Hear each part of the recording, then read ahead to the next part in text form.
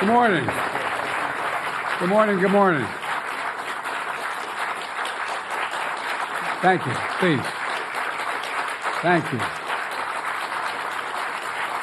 Good to see this cabinet and staff together here. Thank you.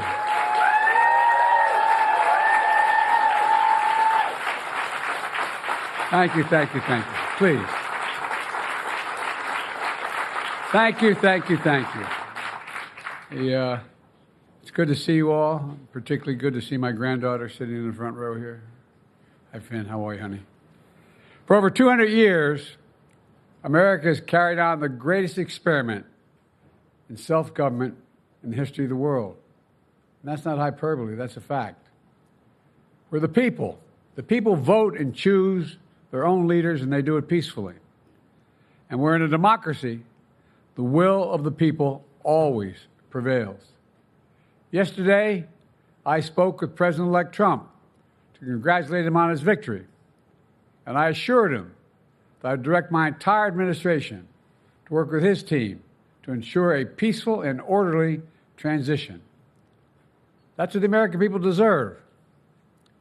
Yesterday, I also spoke with Vice President Harris.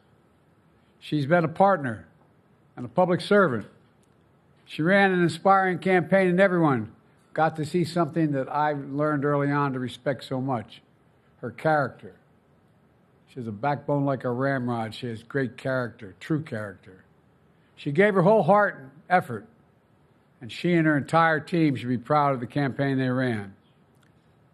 You know, the struggle for the soul of America, since our very founding, has always been an ongoing debate and still vital today. I know for some people, it's a time for victory, to state the obvious. For others, it's a time of loss. Campaigns are contests of competing visions. The country chooses one or the other. We accept the choice the country made.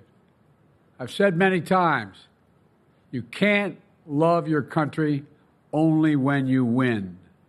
You can't love your neighbor only when you agree. Something I hope we can do, no matter who you voted for, is see each other not as adversaries, but as fellow Americans. Bring down the temperature. I also hope we can lay to rest the question about the integrity of the American electoral system. It is honest, it is fair, and it is transparent. And it can be trusted, win or lose. I also hope we can restore the respect for all our election workers who busted their necks and took risks at the outset. We should thank them. Thank them for staffing voting sites, counting the votes, protecting the very integrity of the election. Many of them are volunteers who do it simply out of love for their country. And as they did their duty as citizens, I will do my duty as president. I'll fulfill my oath, and I will honor the Constitution. On January 20th, we'll have a peaceful transfer of power here in America. To all our incredible staff, supporters, cabinet members, all the people who've been hanging out with me for the last 4 years, God love you, as my mother would say. Thank you so much. You put so much into the past 4 years. I know it's a difficult time. You're hurting. I hear you and I see you. But don't forget all that we accomplished. It's been a historic presidency. Not because I'm president, because what we've done, what you've done. A presidency for all Americans. Much of the work we've done is already being felt by the American people, but the vast majority of it will not be felt over the next 10 years. We have legislation we passed that's just only now just really kicking in.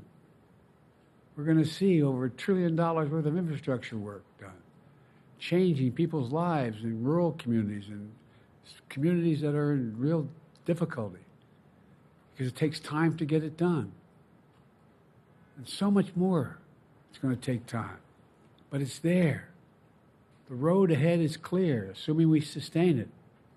There's so much we can get done and will get done based on the way the legislation was passed. And it's truly historic. You know, we're leaving behind the strongest economy in the world. I know people are still hurting, but things are changing rapidly. Together, we've changed America for the better. Now we have 74 days to finish the term, our term. Let's make every day count.